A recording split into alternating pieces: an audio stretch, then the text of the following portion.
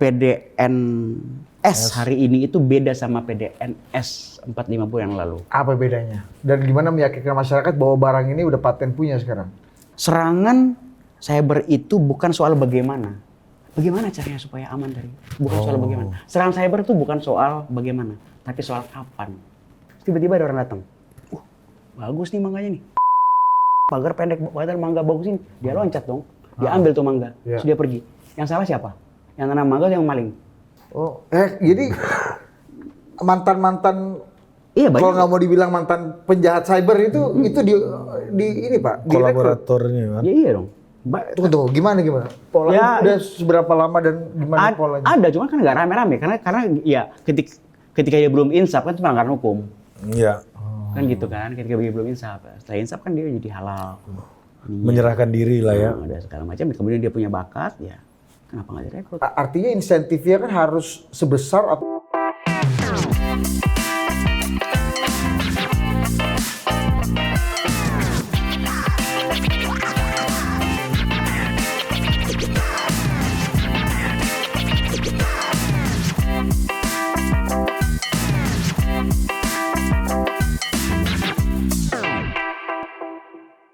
Oke, welcome to Total Politik dan hari ini kita sudah bersama Dukun. Pokoknya apapun yang di digital bisa ditanya beliau. Dukun digital. Dukun digital. Iya. Bapak Dirjen Aptika Hoki Situngkir. Iya. Lebih senang dibilang dukun apa dirjen? Kayaknya dukun kayaknya. Iya. Tapi ada satu fakta yang menarik, gue mau tanya ke Pak Dirjen nih. Bapak, banyak orang yang menyatakan Bapak ini akrab banget sama Jenderal Luhut. Itu seberapa bener dan seberapa salah? Apa, di mana titik temunya sama Pak Luhut? Mau jawaban ular atau jawaban bener? Versi ular berapa persen, versi bener boleh lah. Tenang aja Bapak, jawab aja kita bisa bedain kok. Gitu ya? Iya, mana ulo umbang, mana benar. Ya dekat lah dari tahun awal ya, dari 2011. Waktu itu kami kan 2011? Kami kan dapat ini Bakri Award. Oh, Ahmad Bakri. Ahmad Bakri Award 2011, Pak. 2011. Dulu yang sosialnya siapa yang dapat, Pak? Sosialnya dulu siapa ya? Sastra siapa sastra? Sastranya Bu N Hadini. Oh, iya. Senang banget waktu itu ketemu sama sastrawati kan, luar biasa. Kita kemarin mau dicalonkan kita tolak. Belum besar kontribusi kita untuk bangsa Anjir, ini. siapa yang mau nyalonin dulu? Baru tahu gua. Oh, ini ulo 100%. Oh, ini udah 100% ya udah. Iya. Pak JW aja kan. Iya. gitu. Malah kita yang ini membantu mencerah ini, Pak, membisikkan ya kepada panitia. Pak JW yang lebih membutuhkan. Pak Yusuf Wanandi. Lanjut. Di situ ketemu di situ ada apa? Oh, karena Pak Luhut waktu itu the family of Bakri Incorporated ini, Pak ya? Ya mungkin ya, tapi Pak Palu kan emang suka sekali ya sama yang sains, ilmu pengetahuan, matematik kan. Beliau kan ada passion di situ ya. Jadi mungkin habis itu kan ngobrol, habis itu kami dipanggil ke tempat beliau, ya udah. Kemudian lah. Udah berapa kali Pak Bapak kena ini kan? Itu ditit ya. Termasuk kena dan termasuk melihat orang lain.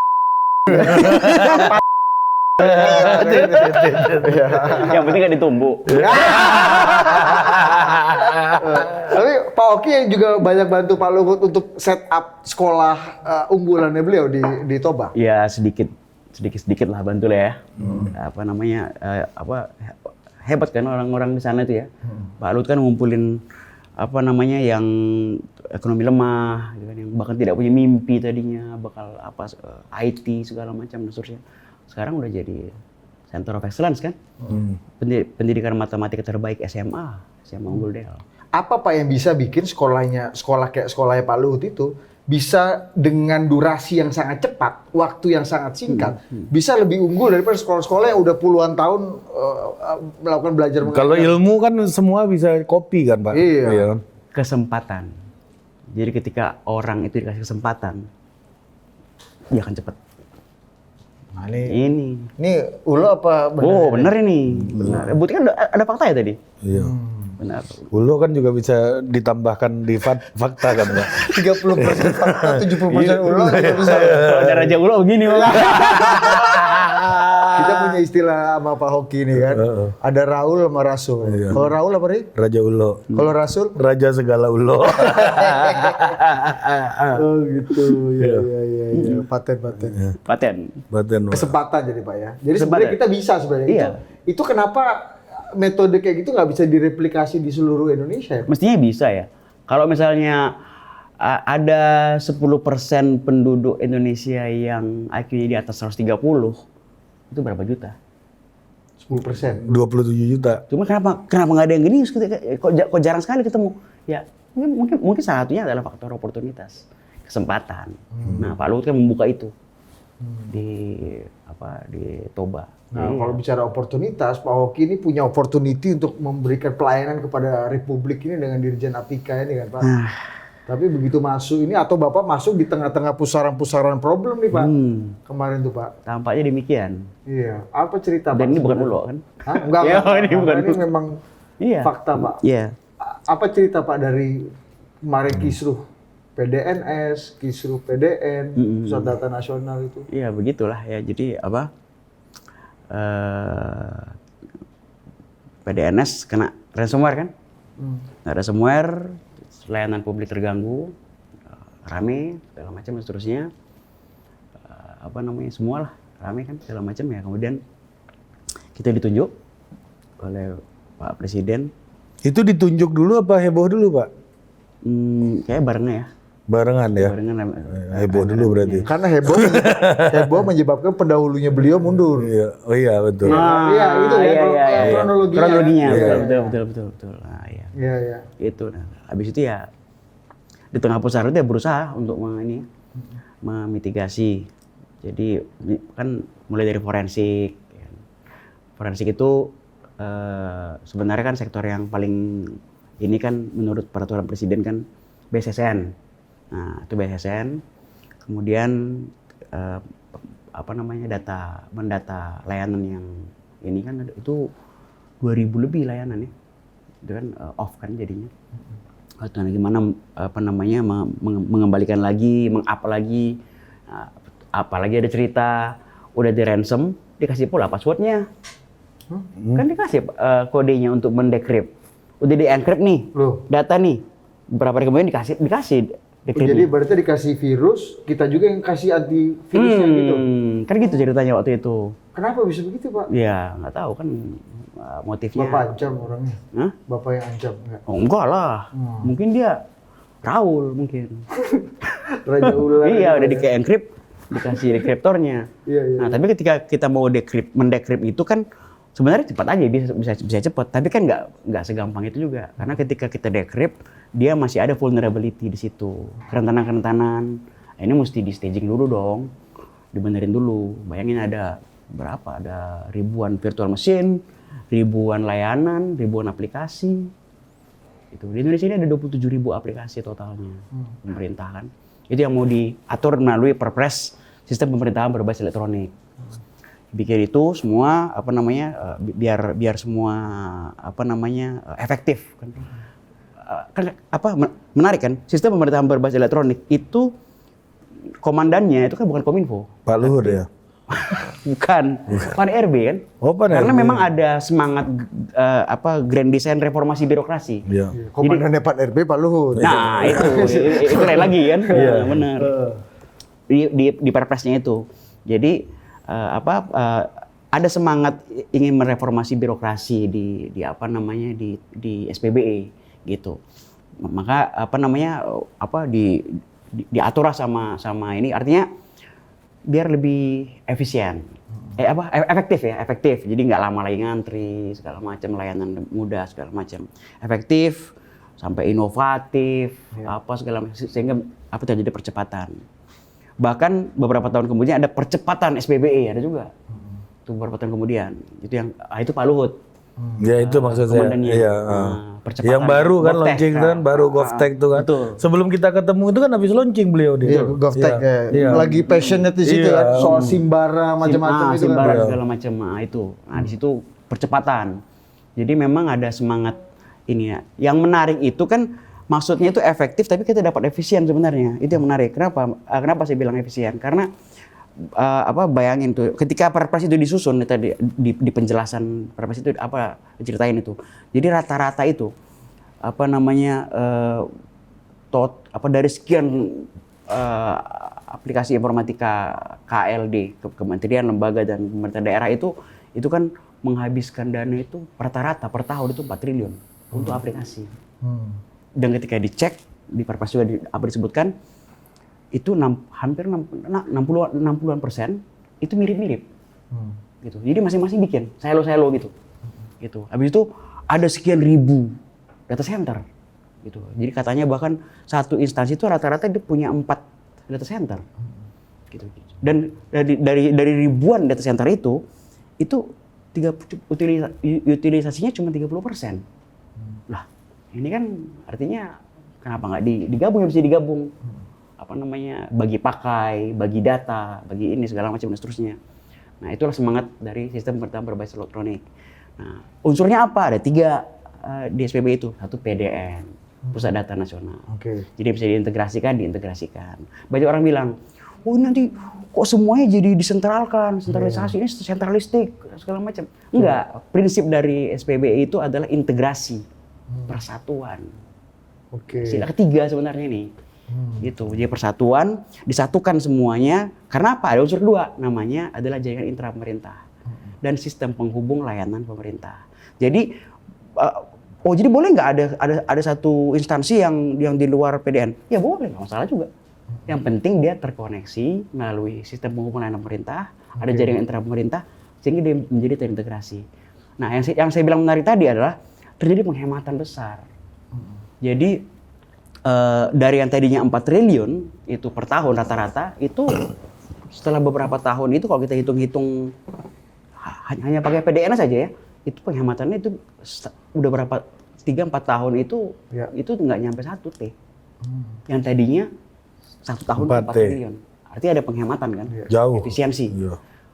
Jadi di samping efektivitas, akuntabilitas, lalu sering bilang kan nanti ketika semua digitalisasi itu korupsi bisa berkurang ya karena semua bisa lihat gitu. Apalagi ini kan apa itu OTT kampungan itu ada gitu-gitu ya kan untuk nanggepin bahasa orang Sumatera lah gitu. Artinya akuntabilitas jadi makin tinggi, efisiensi jadi ceritanya bagus semua nih. Gitu, ada penghematan, ada apa segala macam dan seterusnya. Jadi ya itu ditambah lagi kalau salah setahun ke 2 tahun setelah Perpres itu keluar, ada satu data. Jadi dikonsolidasikanlah data-data. Jadi satu data. Karena udah terhubung. Itu kalau nggak salah ada yang jadi layanan pemerintah yang sifatnya prioritas. Kalau usernya udah lebih dari 200.000 maka dia jadi prioritas. Kayak misalnya Admindo, keuangan, ada bansos itu jadinya terintegrasi, berusaha diintegrasikan supaya jadi ini. Jadi semangatnya seperti itu sebenarnya Pusat Data Nasional. Gitu. Dan teknologi menjadi kapalnya. Gitu. Jadi yang tadinya mungkin di sini sekarang jadi VDC virtual jadi satu dia. Itu artinya Pak memensiunkan pusat-pusat data lokal yang ribuan tadi yang Bapak katakan yang baru terutilisasi 30% atau sebenarnya tetap memakai infrastruktur yang udah ada Pak sebenarnya? Jadi kalau misalnya, jadi yang sekarang aja misalnya ya, yang sekarang aja itu setengah lebih lah baru ya yang udah di PDNS itu. Yang S itu kan government cloud, artinya sementara ya, nanti akan digabung ketika kita udah punya pusat data nasional yang benar. Itu artinya banyak sebenarnya yang di luar, nggak apa-apa sebenarnya itu. Intinya adalah mengintegrasikan. Nah kenapa? Jadi terus pertanyaan tadi. Jadi yang lama itu berarti dimatikan, nggak dimatikan juga. Shutdown. Masalahnya kan banyak yang sewa juga.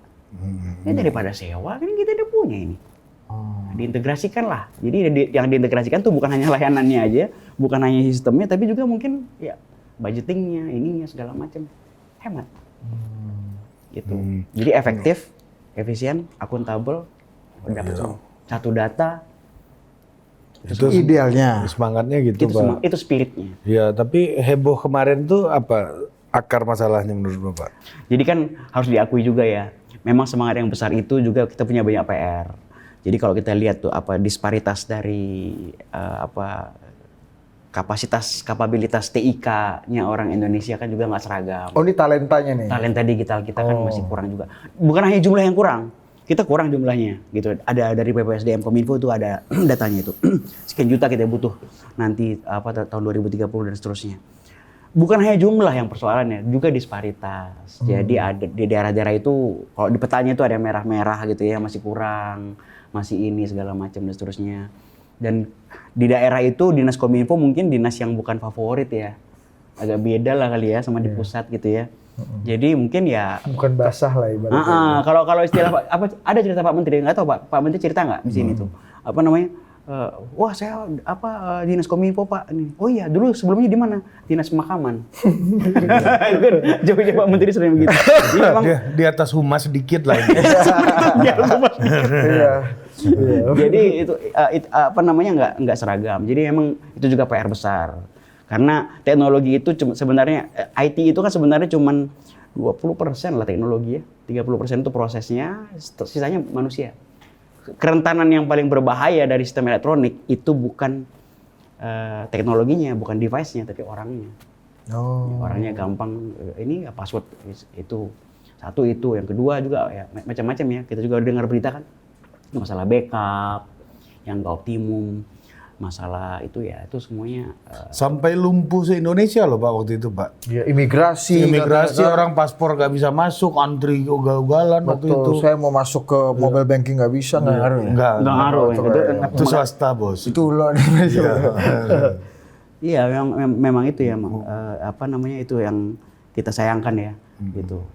Itu kan kalau kita lihat kan sebenarnya kan ada motif-motif politik ya kan, nyerang-nyerang instansi juga kan, nyerang Kominfo, nyerang pemerintah segala macam. Tapi apa temuannya waktu itu Pak dari hasil identifikasi? Biang keladinya di mana Pak?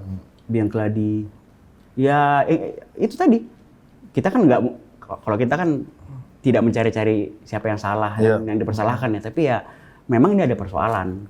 Gitu. Nah persoalan ini yang mau kita coba tampilkan. Dan persoalan itu kan bukan hanya itu ya. Jadi ada juga ketidakpercayaan kan publik kan. Pada semangat yang tadi udah bagus tadi itu, jadi ada ketidakpercayaan. Itu juga saya kira tugas yang berat dari kami ya. Itu gimana cara mengembalikan kepercayaan. Nah, begini Pak, ada anggapan publik bahkan sampai hari ini kalau bisa dikatakan ya Pak, bahwa negara lalai dan tidak mampu, tidak capable dalam mengelola pusat data sebesar itu dan sekrusial itu gitu, sehingga masyarakat yang menjadi korbannya gitu. Gimana menurut Pak Dirjen? Anggapan yang mungkin sampai sekarang masih menggelayuti pikiran masyarakat. Yaitu opini ya, bebas kan orang beropini. Seberapa apa yang membuat menurut Bapak saya nggak setuju dengan pendapat itu, bahwa Kominfo yang gagal dalam melakukan hal ini gitu, penjaminan itu? Ini sebenarnya ini kan lintas kementerian ya. Ini banyak tadi, saya udah nyebut tadi beberapa lembaga tadi, ada BSSN, ada Kominfo, ada PAN-RB, ada Menko Marves, kita kan banyak semua tuh. Artinya ini sebenarnya kerja bersama sebenarnya. Jadi bukan masalah nggak sempat sih ya 3 bulan ini mikir lalainya apa segala macam, tapi gimana caranya supaya ini benar gitu. Dan sekarang semua measurement itu udah kita lakukan gitu. Jadi kalau bisa saya bilang PDNS hari ini itu beda sama PDNS 4-5 bulan yang lalu. Apa bedanya? Dan gimana meyakinkan masyarakat bahwa barang ini udah paten punya sekarang? Beda banget. Jadi mulai dari kolaborasi vulnerability assessment, dicek. Itu bahasa mengecek di mana rentan nggak? Ini gimana? Itu BSN terlibat aktif. Badan Cyber Security Negara terlibat aktif. Terus koordinasi sumber daya manusia juga dibikin. Terus itu dicek semua tuh, firewall, antivirus, segala macam dicek semua. Terus apa lagi? Semua ada beberapa parameter dari BSN. Bahkan pembangunan pusat data nasional yang ke depan ini, yang belum jadi sebenarnya, sedang dalam proses ini, udah hampir jadi, itu udah terlibat Badan Cyber Security Negara dengan berbagai macam ini resepnya kan, ini. Nah, di assess semua. Jadi beda banget mestinya. Gitu. Itu dan keamanannya lebih baik berarti ya dari yang sebelumnya. Iya, dan ini kita perlu ingat satu hal ini, saya kira masih ada penting. Jadi serangan cyber itu bukan soal bagaimana caranya supaya aman dari, bukan soal bagaimana. Serangan cyber itu bukan soal bagaimana, tapi soal kapan. Jadi sooner or later akan datang. No. Bahkan negara yang sedemikian maju pun kena masalah gitu. Either itu serangan karena ransomware, serangan karena virus, atau serangan karena ada kesalahan sistem aja. Sehari setelah kami dilantik itu kan rame tuh yang blue screen of death, CrowdStrike yang di airport pada kena semua. Itu kan apa namanya berkebalikan dari airport. Kan ada pertanyaan, itu kenapa airport di kita nggak begitu kerasa ya? Di Jepang kok kena, di Amerika kan? Di kita kan malas update mungkin ya. Oh. Karena terlalu rajin update kena juga. Oh. Jadi ini memang bukan masalah bagaimana ya, tapi kapan. Tapi semua measurement itu harus dilakukan. Iya, iya. Semua measurement harus dilakukan. Sumber daya manusianya mesti benar-benar kuat. Qualified. Gitu, qualified gitu. Dan rajin secara berkala evaluasi. Kata kunci itu evaluasi terus menerus. Jadi nggak ada hari ini aman, besok belum tuh aman. Jadi harus terus menerus Itu berlaku umum untuk semuanya, Pak Dirjen? berlaku umum termasuk kita ya sebagai pengguna pusat data kecil namanya handphone. PDK ini. PDK, pusat data kecil. Itu kan handphone kita. Apa namanya? Hati-hati yang klik sesuatu. Iya, saya Instagram udah centang biru aja kena hijack juga, Lu Pak. centang biru bayar apa enggak waktu itu? Enggak, dulu masih dalam proses ini, Bos. Orang lama. Orla. Iya. Kalau yang sekarang ordal. Sekarang order bayar bisa biru kan. Benar juga. Tapi hilang kan? Hilang tetap nggak bisa kebanggaan juga. Iya. Ada. Tapi katanya masalah yang kemarin itu disebabkan oleh hal yang sangat elementer ya, Pak. Betul apa tidak, Pak? Iya, untuk pastinya itu kan dari forensik ya. Itu dilakukan dikomandani proses itu oleh Badan Cyber Security Negara. Yang pasti sih kalau itu kan pertanyaan forensik itu. Kalau kita sih gimana caranya supaya itu lebih terdevelop dengan benar ke depan. Karena ini nggak terbendung ini transformasi digital ini. Dan udah bagus selama ini gitu. Udah ada efektivitas, sudah ada efisiensi, udah oke. Nah, ya mesti dipertahankan pace-nya gitu. Jangan sampai mundur nih PDN nanti, jangan sampai mundur. Itu kita kejar terus ke depan. Targetnya PDN bisa berlaku kapan, Pak? Apa yang dicita-citakan tadi Pak Hoki cerita gitu ya? Iya. Kapan, Pak, negara kita masyarakat bisa merasakan manfaat apa yang disebut dengan PDN itu? Semua dilakukan bertahap, berjenjang, berlanjut. Jadi mungkin awal tahun depan itu udah mulai PDN. Kita akan punya 3 PDN, gitu. PDN 1 akan mulai. Nah, diikuti paralel nanti ada PDN yang kedua. PDN 1 itu berapa persen, Pak, nanti capacity backup-nya? Apa pengumpulan datanya? Itu sekitar 2 kali 10, 20 megawatt ya. Jadi kan itu kan fisik ya PDN itu. Jadi itu tergantung berapa servernya dan ukuran itu kan juga makin kecil ya. Jadi nggak bisa kita pastikan berapa persen ininya. Capacity maksudnya, Pak, capacity. Berapa persen data yang bisa dirangkum dan dikelola oleh satu PDN, kan Bapak punya 3 PDN. Beda-beda tiap PDN itu beda-beda. Ada yang berapa peta, berapa ratus peta, 200 tuh berapa ya? Iya. Berapa peta ada yang beda-beda. Iya. Tapi ada satu gini, Pak, tadi kan Pak Hoki cerita bahwa dengan adanya PDN dan sementara PDNS, server-server di kementerian, lembaga dan daerah yang tadi ribuan itu tadi dan mahal sekali itu tidak diperlukan lagi ke depannya karena udah punya PDNS dan PDN gitu. Nah, tapi kemarin waktu kasus itu berlangsung, Kominfo sendiri yang menyarankan perlunya backup. Inilah kementerian lembaga terkait yang mempunyai data harus membackup. Ya artinya harus concern keluar ini lagi dong, Pak. Energi lagi sebenarnya untuk memproteksi data-data itu. Itu gimana, Pak? Iya, mungkin itu juga ya. Jadi pertama kita tidak dapat efektif gitu ya tadi. Terus menjadi efisien, menjadi terjadi penghematan. Nah, mungkin jangan terlalu hemat juga gitu ya. Gitu juga. Sehingga karena backup itu kan juga kan tidak butuh dana itu, butuh anggaran. Dan tapi dengan backup yang bagus juga sebenarnya juga masih ada penghematan kok. Jangan terlalu hemat juga gitu. Ini mungkin juga salah satu masukan yang pas juga ke depan gitu ya. Ketika kita bikin satu satu data center ya sama kayak handphone lah ya. Backup itu adalah mandatory gitu. Karena Dan itu diserahkan kepada si pemilik data, kementerian lembaga yang memiliki data. Nah, kalau sekarang tanggung jawabnya. Kalau sekarang itu udah berlapis-lapis. Kalau kata Pak Menko Polhukam itu kan Pak Hadi sering bilang itu kan berlapis-lapis 321. 3 copy backup, 2 backup di media terpisah dan 1 di cold site. Itu udah berlapis-lapis, bukan cuma 1 2 aja. Bukan hanya saya instansi membackup punya saya sendiri, nggak gitu lagi. Itu ada, nanti ada lagi yang berikutnya. Jadi 321 rumusnya itu. Itu yang sering disebut sama Pak Menko Polhukam. Oke. Nah, Pak, untuk menuju PDN ini, Pak, apa sih prasyarat yang paling penting bagi policy yang harus dikeluarkan oleh pemerintah untuk agar ini menjadi efisien, menjadi tercapai gitu apa yang ingin dituju itu?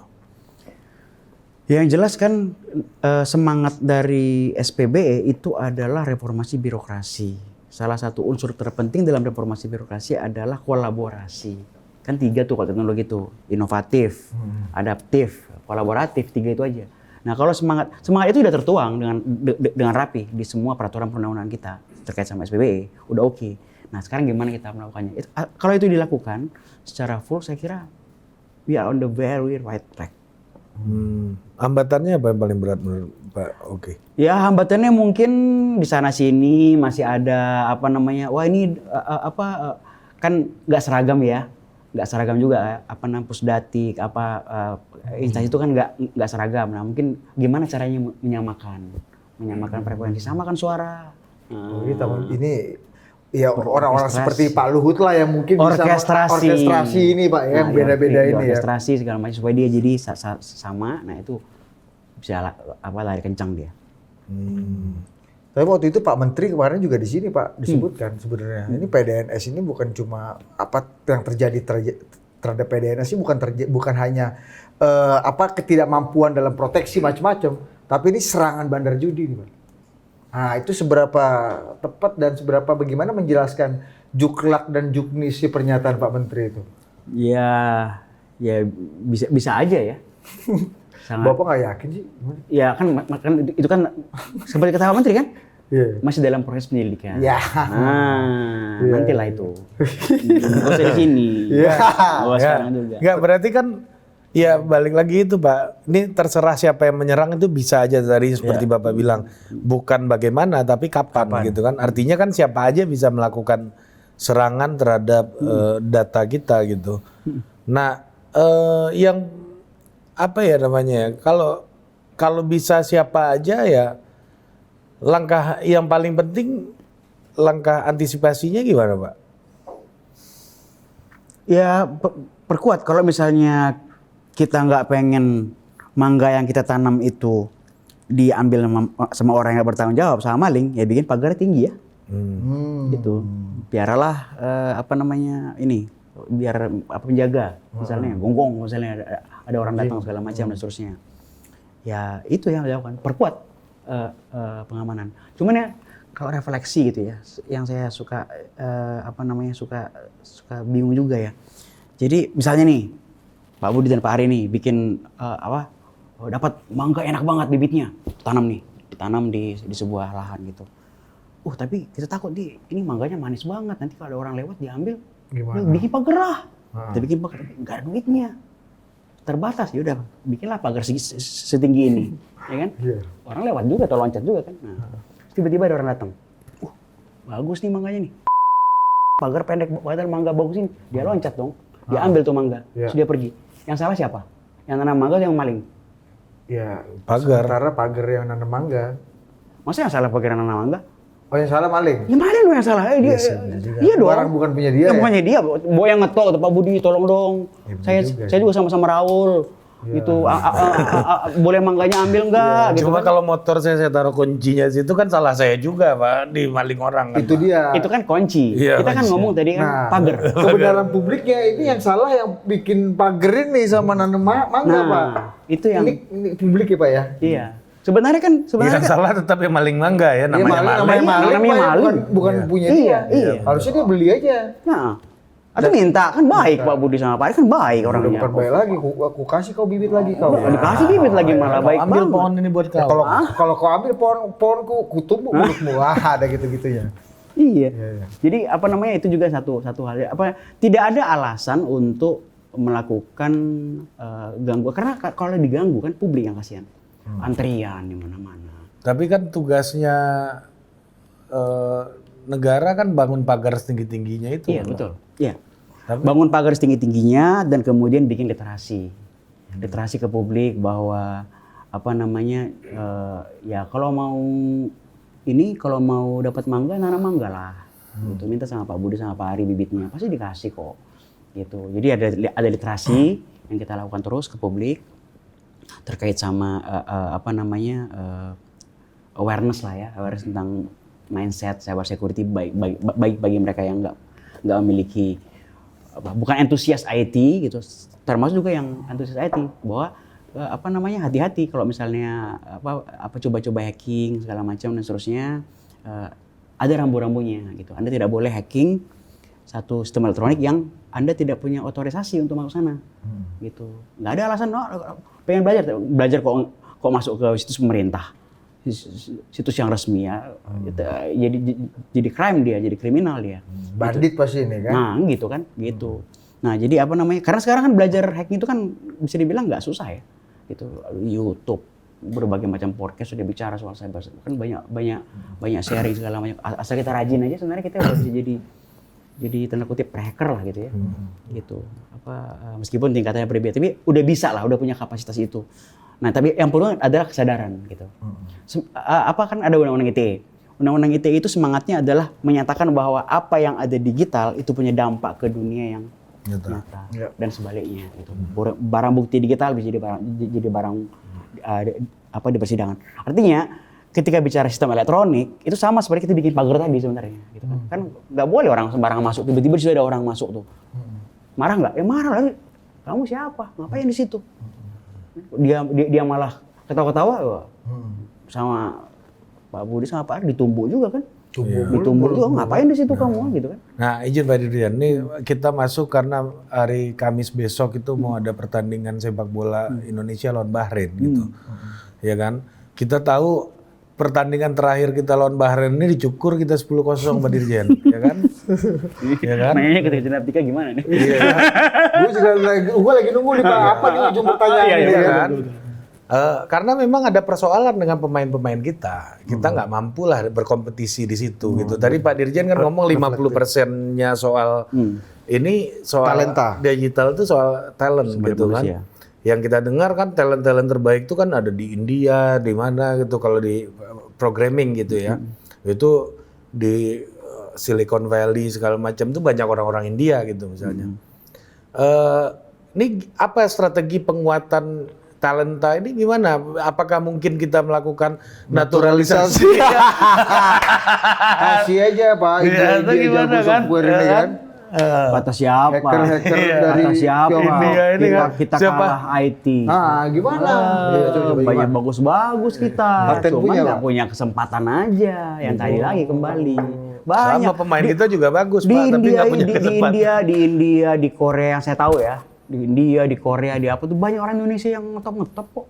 Banyak. Cuma mungkin dia belum merasa punya tempat. Di sini nggak ada tempatnya gitu Pak. Iya, banyak kok yang kemarin waktu kasus insiden kemarin itu yang kan banyak juga diaspora kita yang mau bantu datang segala macam. Itu kan bukan orang-orang sembarangan juga tuh, top punya tuh.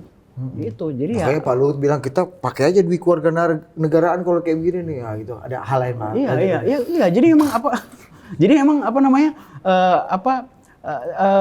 sebenarnya itu aja persoalan kesempatan aja saya kira.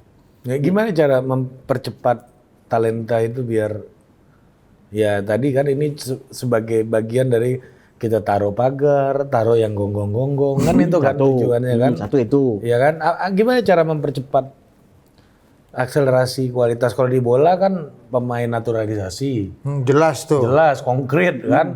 Sama Australia 0-0. The bright and the brightest ini ya. Sama Saudi 0-0 nih sama Bahrain nih kan terakhir kita disikat 10-0 Pak.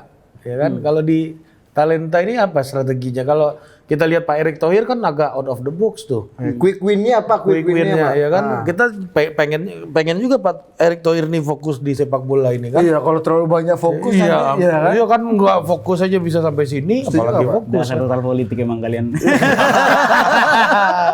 Semua dipolitikin. Gimana Pak? Iya. Quick win Pak. Kan nungguin alumni sekolah Del kan nggak cukup untuk Waktu Ya kan, kan ke depan ini ada banyak program-program bagus, perbaikan gizi, makan siang gratis, makan bergizi gratis. Itu kan mau apa? itu kan umum Pak yang di digital ini Iya, talenta iya, digital. dari Quick win-nya, dari Pak. dulu, nanti ke bawahnya makin didorong STEM. Saya teknologi, engineering and mathematics didorong terus. Apalagi ya kan Berarti kalau dalam waktu dekat dong Pak. Kalau Pak Erick kan dengan fokusnya yang luar biasa mengurus sepak bola ini kan langsung waktu dekat naturalisasi kita langsung berhenti prestasi. ya belum selesai tadi kan. Oh belum. Oh iya iya belum panjang. selesai. Oh selesai dulu Pak. Agak panjang. Jangan Udah ulur. titik. Agak panjang. Udah titik soalnya tadi gue. Masih koma. Oh masih koma. Jangan dulu terus ente. Karena orang Batak titik sama koma gak ada bedanya bos. Jadi yang untuk talent-talent sekarang ya kita rangkul. Kita punya harusnya ya ada seribuan lah cyber security enthusiast ya. Kalau kita hitung Survei internal lah, survei internal ya. Ada ini bisa dirangkul. Udah dilakukan itu Pak? Iyalah itu ya kita lakukan sekarang ya. Kita berusaha merangkul, kita berusaha minta pendapat, minta bantuan. Ini kita upayakan. Nggak pasang pagar mereka di sana kita di sini gitu Pak ya? Ya kita harus keluar pagar dong, ngobrol ayo. Gitu. Bisa bantu nggak tinggiin pagar nih? Gitu kan, tinggiin dong. Oh jangan, pagarnya terlalu orang kan. Tapi dengan yang kita punya sekarang di luar yang Bapak ajak ngobrol nih, mereka jagoan-jagoan semua nih berarti orang-orang. Atau Iya, kurang jago. kita tidak kekurangan talent kalau digital sebenarnya. Yang top ya, yang top. Kalau Ya. pemain bola Kita berapa volumenya. Kita persoalan itu kan di volume dan di disparitas. Oh pemerataannya. Pemerataannya nggak merata, ngumpul. Misalnya kayak ada surplus talent digital di Jakarta, ya iya Jakarta. Surplus talent digital di Kepri, ya iya di sana banyak. Ini kan ke Singapura segala macam. Jadi memang ada PR disparitas. Ya paling banyak tuh di mana aja Pak kalau kita lihat peta di Indonesia? Talent pool ininya area. Jakarta pasti. Iya, kota-kota besar ya. Jogja ya satu ya. Jogja pasti. Malang. Ya. Ya, Malang juga termasuk, Makassar, Medan. Kota-kota besar secara ekonomi otomatis talenta digitalnya juga. Denpasar, iya. Gitu. Jadi Nah ini oke. Pak, Terus kalau ini Pak, kalau misalnya bisa nggak Pak pakai logika kayak film-film kriminal gitu Pak. Misalnya gini, Catch Me If You Can itu kan agen penyelidik kejahatan keuangan ini yang paling bandit dia rekrut Pak. Iya. Mantan-mantan bandit ini kan. Nah, Logix itu bisa nggak dipakai Pak di dalam bukan hanya bisa, itu kejadian kan. Oh itu yang udah dilakukan. Itu juga banyak terjadi. rekrutmen ini Pak. Cuma nggak rame-rame, nggak Hacker mungkin masuk dalam insaf ini, politik. Pak. Nggak akan diundang juga sama Iya jangan. Pak Ari, jangan nanti dihack. Meskipun isi juga nggak ada ya. Iya. Oh, jadi mantan-mantan Iya kalau banyak. nggak mau dibilang mantan penjahat cyber itu di ini Pak, direkrut. Kolaboratornya kan. Ya iya dong. Tunggu, gimana? Polanya Ya, udah seberapa lama dan gimana polanya? Ada, cuma kan nggak rame-rame karena ya ketika dia belum insaf kan itu pelanggaran hukum. Iya. Kan gitu kan, ketika dia belum insaf. Setelah insaf kan dia jadi halal. Menyerahkan diri lah ya. Nah, ada segala macam, kemudian dia punya bakat, ya kenapa nggak direkrut? Artinya insentifnya kan harus sebesar atau paling nggak mendekati dengan perilaku kejahatan yang manfaat kejahatan yang dia lakukan sebelumnya kan Pak? Kalau nggak apa insentifnya dia mau insaf Pak? Iya, karena iya betul. Iya nggak? Nggak juga lah ya. Oh, nggak juga. Apa namanya? Ya tetaplah Hati apa nih, hati bunyi lah, hati nurani. Kita kan bangsa yang beradab. Pastilah ngelihat orang apa namanya terganggu layanan segala macam itu kan. Saya aja aduh sedih. Memang bisa terpanggil Pak dengan gitu-gitu tuh. Ini bandit, Bisa. kondisinya bandit nih ya? Iya, bandit. cyber ini Pak? Bandit digital ini saya Pak? kira at the end of the day kalau dia waras ya pastilah ya. Gitu. Karena kan dampak dari gangguan pada sistem elektronik kan punya dampak yang besar ya. Gitu. Atau misalnya inilah seberapa kuat sih makan dengan uang curian? Nggak tahu Pak kita Pak. Nggak pernah Nggak kita, Pak. tahu kita seberapa ini. Udah kaya, dikejar-kejar, merasa takut segala macam dan seterusnya. Oh itu ya. Kayak bandar narkoba inilah ya, apa-apa Parno kan. Iya. Iya. Enggak cerita-ceritanya Iya, gitu iya, gua iya. liatin di Ya, Parno lah, medsos. gitu kan. Iya. Oh gitunya, oh karena kriminal ya. Karena crime ini kan, cyber crime. Oh termasuk juga ya ini Pak ya kolaborasi dengan penegak hukum juga Pak ya.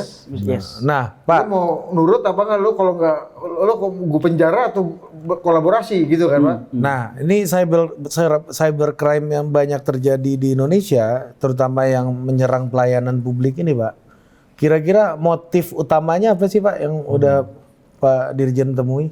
Wah itu banyak ya. Bahkan ada kategori-kategorinya tuh. Ada yang mulai dari yang memang crime, memang dia mencari koin-koin bit-bit haram. Itu gimana? Misalnya disuruh orang, Ransomware, Gimana caranya itu Pak? ransomware. Sekarang ada juga ransomware as a service, gitu. Apa namanya? Boleh disewa. Mana yang mau kita ransom? Mau kita kasih virus? Itu ada juga. Mulai dari motifnya ekonomi sampai yang motifnya politik. Gitu. Pelaku kejahatan cyber juga itu juga ada yang disponsori oleh negara tertentu ya. Kita kan lihat perang-perang yang di Lebanon, Israel, Iran segala macam itu kan Pager bisa meledak itu Pak pager ya? bisa meledak kan segala macam dan seterusnya. Itu juga ada yang gitu. Sampai ada yang hacktivism misalnya. Ini jengkel banget gitu ya. Dia protes gitu. Itu juga ada. Gitu. Jadi motif bisa bisa sama seperti di dunia nyata. Apa motifnya nyuri mangga? Bisa karena lapar, kan? Bisa karena iseng doang. Ada yang iseng loh. Bagus. Dia sebenarnya kenyang aja sebenarnya. Baru makan mangga. atau Melatih skill ini Melatih kali. skill. ada lagi adrenalin kan? Iya, ada kalau Parkir balik ke juga. tongkrongan kan, gue ambil tuh mangga si Pak Iya, Hoki. padahal duit banyak nih, padahal banyak kan. Nggak Iya jelas, kan? Hoki. Ada aja begitu. Hoki ini bilang jago, keculong juga mangganya. Ada gitu-gitu ya. ada kan? penyakitan. Hah? Klepto. Oh iya. Dia pengen ngambil aja gitu, nggak tahu. Ya merasa Psikologis ya. padahal dia alergi mangga, diambil juga mangga nih. Ada yang begitu. Jadi ya motif, kalau bicara motif sih macam-macam. Tapi yang pastinya negara tidak menutup diri dari pelaku-pelaku itu untuk diinsafkan dan diajak berkolaborasi. Iya, kalau gitu. saya sih hukum ditegakkan. Kita udah punya 2 kali revisi undang-undang ITE tentang segala macam itu, tentang sistem elektronik, akses dan segala macam.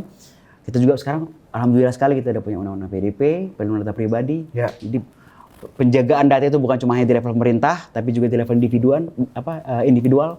Kita harus menjaga data kita gitu. Kalau istilah saya kan kalau yang sering disebut waktu menjaga seluruh tumpah darah Indonesia, setiap jengkal tanah dan air. Saya tambahin, setiap bit-bit informasi juga harus kita jaga kedaulatannya. Oh, ini baru lagi. Karena udah nyambung nih, SPBE, ITE, udah PDP udah nyambung semua nih. Itu juga harus kita jaga karena data is the new oil katanya. Pak Presiden kan sering bilang, data is the new oil. Jadi ya itu juga harus kita benar-benar jaga. Ya. Ini kan Pak Jokowi udah mau di ujung pemerintahan nih Pak, 10 tahun. Dan tentu saja di bidang digitalisasi dan ekonomi digital itu jadi salah satu concern. Kalau kata Pak Luhut itu kan ada beberapa lah, hilirisasi, soal dana desa, membangun infrastruktur, sama satu lagi digitalisasi ini kan Pak. Nah menurut Pak Hoki sendiri di Aptika, di Kominfo, 10 tahun Pak Jokowi ini kalau kita bicara visi aksi Jokowi, itu apa Pak legacy penting Pak Jokowi di bidang digital dan digitalisasi menurut Pak Hoki? Kata itu sendiri adalah bagian dari legacy beliau kan, digitalisasi. Kan 10 tahun ini terasanya. Loncatan transformasi digital itu kan, transformasi digital itu menjadi bahasa publik itu kan baru-baru aja, baru 10 tahun ini sebenarnya. Itu kata itu sendiri pun sudah jadi satu legacy, apalagi di dalamnya. Kita bahkan ke depan ini kan ada istilah bukan hanya digital, hilirisasi digital. Gitu. Proses digital itu dihilirkan gitu. Menghasilkan apps yang kena ini, mendorong startup, mendorong ini gitu. Ini minggu depan ada acara IGDX, developer game lokal. Kita kumpul. Gitu. Ini para hacker sebenarnya nih. Gitu kan, ngulik-ngulik mulai dari Ini juga cara-cara penjinakan yang kayak Keluar gini. pagar ini, Bos. Yang Ini cara-cara keluar pagar ini ya Pak Hoki kan? Iya, kita memang keluar pagar. Soalnya nggak di Jakarta acaranya. Keluar pagar memang. Terus kalau menurut Pak Hoki, ya di 5 tahun ke depan gitu. Kan kita bicara soal upaya pemerintah untuk menjadi negara maju gitu. Investment apa yang paling dibutuhkan untuk 5 tahun ke depan, Pak? Kita ini kan on the brink ya. Kita mau masuk ke era AI nih. Gitu ya. Ini AI baru nih. Gitu.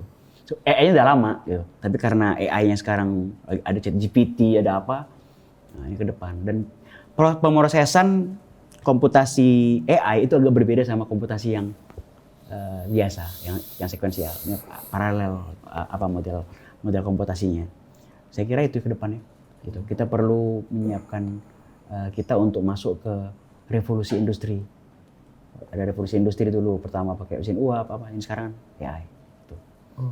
Apa namanya? Dan setiap revolusi industri itu memuliakan manusia tuh. Nanti jadi budak, nggak ada lagi budak. Ya kan? Naik kelas. Manusia menjadi semakin mulia. Nah, gimana caranya?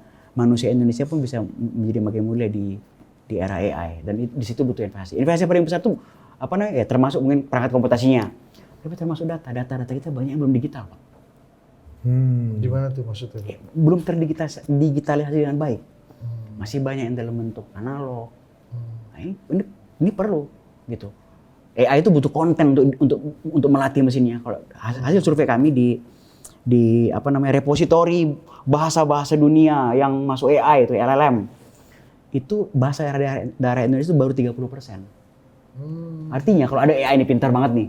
Bisa semua bahasa AI yang ada di bahasa manusia yang dikuasai sama AI. Dia jalan-jalan itu, dia suka kesasar tuh. Dia kira dia udah jago aja bahasa Jawa gitu, main dia ke Jogja gitu. Abis itu rupanya dia LLM-nya bagus di Jogja, dia masuk ke Surabaya. Udah beda bahasanya, Pak. Aksennya beda. Di 10% bahasa yang dipercakapkan umat manusia di bumi ini ada di Indonesia, Pak. Dan baru 30% yang ada vektor dokumentasinya. LLM. Ke depan ini kalau bicara data harus lebih banyak lagi masuk ke situ Pak supaya lebih canggih dan lebih membantu ya Pak.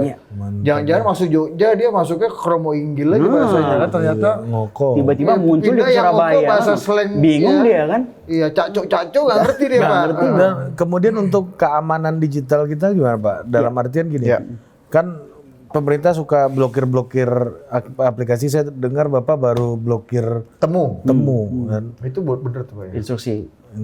Nah, ini gimana SOP-nya lah gitu ke depannya, dan itu tuh apa halangan terbesarnya untuk bisa melakukan itu gitu. Iya, pemblokiran akses konten-konten ilegal itu kan amanat undang-undang. Ya Undang-Undang ITE yang udah 2 kali direvisi itu mensyaratkan pemerintah perlu memutus akses terhadap yang konten-konten ilegal ya. Kalau misalnya konten ilegal itu ada lagi definisinya. Ada peraturan pemerintahnya, ada PP-nya, nanti ada peraturan menterinya juga, PM-nya gitu. Jadi salah satunya jadi misalnya judi online itu ilegal. Diusahakan untuk ditutup. Terus ada pertanyaan, ada challenge-nya nggak? Banyak challenge-nya. Gitu. Challenge-nya mulai dari teknologi sendiri. Teknologi berkembang cepat. Orang-orang yang memproduksi konten-konten ilegal juga berevolusi, berinovasi. Kita harus lebih cepat dari mereka. Karena kalau enggak, kita masalah nanti. Bandit biasanya lebih jago dan lebih lebih jago dari Pak ya. Judi kalau bicara judi online nih. Judi online hari ini tuh beda banget sama judi online 5 tahun lalu. Mulai dari karakteristiknya, teknologinya. Apa bedanya Pak? Bapak pernah main juga berarti kan? Enggak dong, kan Bapak bisa bedain. Kita kan berburu. Bapak gimana cara dapat diamond yang cepet? Kalau Bapak nggak pernah main Pak, ini pertanyaan saya. Iya. Kenapa Bapak bisa tahu beda karakteristiknya? Nah saya Mari udah pasti nggak tahu karena kita main Pak. Kita yang offline judinya Pak. Main PS kan? Main PS kan? Judinya jongkok, yang kalah main sambil jongkok gitu kan? Taruhlah kau sama aku, gitu-gitu. Kau traktir makan ya, gitu-gitu Pak paling kita yang mainnya ini ya, offline. Nggak kan kelihatan polanya, deteksinya kita kan pakai teknologi gitu loh. Jadi ketika teknologi itu nggak berubah, itu nggak akan di-detect Pak. Si judi online-nya itu. Dia bisa nyamar jadi pas dia lihat, ini judi online, tapi kenapa nggak lolos ini? Ini yang baru kena Pak, di atas 100 juta. Dia bilang ini supermarket digital kok Pal. Dalam hatiku ya kan Dan awalnya menang, Pak. Awalnya Tapi nggak bisa di withdraw. awalnya menang, jadi suruh kan top up lagi kawan. Terus Iya kan? Akhirnya. Dompet habis ya kan, dia cari dompet lain kan. akhirnya dompet Iya, kita pula kena cuci piring ini gitu. Maksudnya gitu-gitu, Pak. Ini kan Iya, banyak betul, terjadi betul, di banyak betul, orang gitu kan, Pak. Betul. Bahkan sekarang ada apa judi online menyasar anak-anak, hati-hati loh, anak-anak. Biasanya kan orang tuanya kan gaptek, nggak apa nih. Jangan-jangan lewat, Walletnya dikasih Pak, anak. kalau judi online tapi pakai game online Iya, menyamar jadi game online. Itu sekarang itu modusnya. Karena itu anak-anak ini kan. Iya, penyamaran, dia kira ini, dia kira penyamaran. ini segala macam kan. Ya, kalau kita sekilas mungkin pakai AI apa gitu, pattern recognition, ya itu game biasa. Pas dilihat oleh manusia yang beneran, itu kan judi. Nah, artinya apa? Secara teknologi kita harus juga adaptif. Kiranya investasi kan. Iya. Ini supermarket nih, ya Allah. Karena pada dasarnya judi online itu kan masalah manajemen harapan. Betul, betul. Ya kan? Dan jangan-jangan mereka memang menggunakan itu bukan untuk judi, tapi memang pengen main gitu loh, Pak. Iya, Jadi memang bukan dia memainkan harapan kita. Iya, menang iya, dikit, iya. menang Investasi dikit, kan, Pak. investasi Iya, kok, betul, apa. betul, Padahal sebenarnya tipu-tipu kampung ini, Pak ya. kampung juga. Bikin Ulo sur juga. aja kan, ulu aja kan. Ternyata dari Rasul ini Pak ya, judi online ini raja segala ulo ini, Pak. Raja segala ulo. Nah Pak, ini saya mau nanya, ini agak di luar tema kita nih sedikit gitu. Kalau lihat realita hari ini, pembatasan uang kartal itu menurut Pak Dirjen udah bisa dilakukan belum sekarang? Kalau RUU pembatasan uang kartal mau didorong gitu. Kan kemarin rame itu Pak di DPR Iya, ya, iya, ada iya. perampasan aset. Sebenarnya dengan transformasi digital itu kan secara alamiah juga kan berkurang ya, gitu kan. Tanpa harus jadi undang-undang. Iya, sebenarnya gitu. Karena apalagi Gen Z, milenial, mana mau bawa uang cash, Iya. ya kan? Ah, tepat aja Pak, keluar Jakarta sendiri udah susah. Ya makanya dia Makanya beriringan sama transformasi digital Iya. tadi kata Pak Dirjen. Kalau sekarang itu kan gini Pak, itu dianggap Kan kalau di kalangan pemain-pemain kan nggak ramah digital dengan Pak. iya pemain cash ini kan. Iya. Tapi Pak Tujuannya kan ke situ. Nggak, Tujuannya Pak, ke situ. Iya kan? Dengan- Pemain nih kan. Ya, dengan nggak dipakan gini Pak, ini atas amanat anti korupsi, demokratisasi dan transparansi. Udah jangan lu terlalu dikramatis, ini pemain-pemain nih Nggak, langsung. Pak, itu diperlukan sekarang. Itu kan didesak sekarang oleh kelompok masyarakat sipil. Iya. Untuk mencegah Perampasan hal-hal. aset. Mereka nggak uang kartal padahal intinya enggak. dua-duanya Bos. Itu jadi Perampasan aset doang yang heboh, uang kartal nggak ngerti. paling tidak itu yang diamanatkan oleh Pak Mahfud MD waktu itu Menko Polhukam, ya kan? Menurut Bapak sekarang ini bisa apa nggak dilakukan?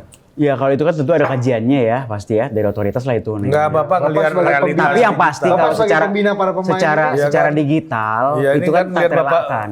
apa? Ngelihat Nggak terelakkan. Ngelihat Dari uang kertas itu ke ya, secara alamiah nih. alamiah. Tapi kalau di force sekarang artinya membuat peredaran yang itu kan di luar wewenang kita. ya udah pasti. Iya pasti, kan ini pikiran Bapak aja nih. Kita sebagai Ngelihat ahli. fakta 100 juta ini kan Iya. kalau dibatasi kan tipu pula nih. lebih banyak kena kan Pak. Abu hari nanti gitu Pak. Pelajaran bahasa Indonesia ini penuh dengan korban-korban ini. Emang masih ya? Emang masih belajar gitu? Iya Pak Budi. Enggak. Udah enggak sekarang. Sekarang namanya keren Pak Kevin, Wah. Livio. Yang paling katro paling Angga. Nah gitu-gitu aja katro tuh nama. Enggak, Tapi- wamen kamin. Wamen kami kan? Tapi Produk dengan lama, Pak. tapi dengan sendirinya dia akan Bapak lebih berperspektif bahwa ini alamiah akan menurun dengan sendirinya aja kan gitu kan. Pada akhirnya iya ya. Dan efisien juga kan, efektif, lebih safety juga. Apalagi kalau misalnya kita udah menerapkan multi-factor authentication, Iya. passwordnya tidak cuma satu password, pakai ini segala macam. Aman. Pemain-pemain ini kan. Ya, ini aspirasi para pemain Pak. Harus berinovasi kalau nggak ntar Iya, tinggal kalau kereta. nggak, tinggalan. Betul, pemain pun harus Ini kenceng nih, berinovasi. transformasi digitalnya kenceng nih. Betul, sama seperti kata Bapak kan, penjahat-penjahat atau bandit-bandit digital juga terus upgrade diri kan. Kita juga harus lebih cepat gitu. Kita harus aware gitu. Apa namanya? Bukan apa kalau di kami itu ya. Apa namanya? Kan katanya tugasnya kan penyelenggaraan aplikasi informatika Indonesia gitu ya. Jadi kalau dalam bahasa gaulnya gitu ya, yang gaptek dibikin jadi nggak gaptek. Yang nggak gaptek dibikin jadi skillful. Yang skillful dibikin perkasa dong. Jadi Gubernur. unicorn. Oh unicorn dong, unicorn. Gubernurnya Andika Perkasa. Bener-bener total politik beneran. Semua ditarik ke politik. Di sini ranjau daratnya agak banyak, Pak. Ya, tapi Bapak karena bener. canggih udah bergaul. Soalnya total sekali politiknya. Bapak kalau udah bergaul sama Budi Aristiadi dan Jenderal Luhut ini ranjau-ranjau darat sebaya. apapun Itu ilmu kalau bisa hitam, lewat. ilmu putih itu Pak. Iya. Dua-duanya kan. Canggih. Campur tuh. Makanya namanya total ya. Canggih, Nggak setengah Pak. politik ya. Ya, artinya kayak Pak literasi digital buat publik ini nggak bisa berhenti dong berarti Pak ya. Nggak bisa ya? Dengan cara-cara yang lebih menyenangkan dan ketawa-ketawa ini lebih paten sebenarnya. Oh Pak. iya. Jangan ngolah di sini. Oke. Itu udah berapa menit Indah? 1 jam. Akhirnya Asik juga ya. Akhirnya kita membuktikan kita bisa membicarakan hal yang nggak kita pahami dalam 1 jam. Mohon maaf kalau pertanyaannya emang udik dan katro ya Pak. Kita pernah Pak terakhir Pak. Itu jadi host acara air dan sanitasi Pak. Ya, sudah tentu di luar total politik ya, jauh sekali dari Iya, total politik. pertanyaan Budi sangat bagus dan fundamental. Berapa meter jaraknya antara jamban dan septic tank nih idealnya?